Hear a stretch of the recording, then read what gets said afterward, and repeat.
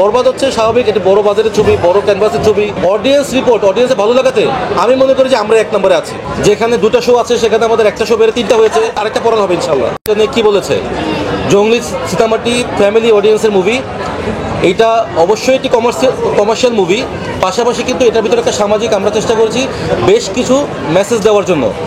তো আপনারা যারা হল থেকে দর্শকগুলো যারা বেরোচ্ছেন তাদের বক্তব্যগুলো শুনতে পাচ্ছেন, আপনারা সেগুলো দেখাচ্ছেন, তাতে করে আমরা বলতে পারি যে জঙ্গলি টোটালি ফ্যামিলি অডিয়েন্সের মুভি এবং আমরা ভেরি হ্যাপি যে আমাদের অল শো হাউসফুল যাচ্ছে। তবে যেহেতু ঈদে অনেকগুলো ছবির চাপ, আমাদের শোগুলো আমরা সব জায়গাতে মন মতো পাইনি। যেখানে দুটো শো আছে সেখানে আমাদের একটা শো বেড়ে তিনটা হয়েছে, বাট আমাদের ডিমান্ড হচ্ছে 5 থেকে 6টি শো। যেহেতু আরও কিছু ছবি একসাথে এট টাইম রিলিজ পেয়েছে, সেই কারণে আমরা আসলে সেভাবে চাইলেই 5-6টি শো করে শো আমরা সবগুলো মাল্টিপ্লেক্সে সব জায়গায় স্ক্রিনে আমরা পাইনি। আমরা প্রত্যেকটা জায়গায় দুটো করে পেয়েছিলাম, সেখানে একটি করে বেড়ে 3টি করে হয়েছে। আমরা আশা করছি রবি সোমবার থেকে সেই শোগুলো বেড়ে, কারণ অলরেডি পান্থপথে আপনারা জানেন যে রবিবার এবং সোমবার থেকে এখানে 1-2টি করে শো বাড়তেছে।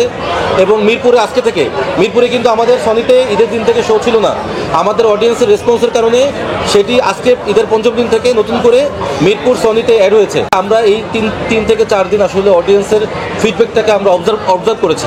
আমরা অবজার্ভ করে যেটা বুঝেছি যে এই সিনেমাটি হচ্ছে মানে লম্বা রেসের ঘোড়া আমরা বলতে পারি। কারণ দেখেন যে অন্যান্য ছবি যাদের শো কমে যাচ্ছে আর আমাদের শো বেড়ে যাচ্ছে। অডিয়েন্স অকুপেন্সি রেটে বরবাদের পরেই কিন্তু জঙ্গলি।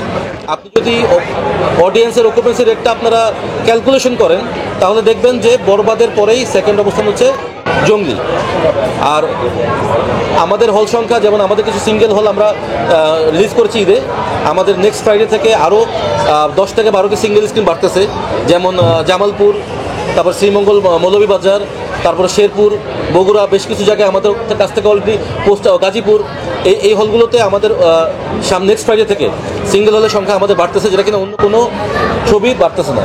এই উঠে যাওয়ার হিসেবে কিন্তু বক্স অফিসের হিট ক্লাব হিসাব হয় না, হিসাব হয় হচ্ছে আমার টিকিট সেলিংয়ের উপরে।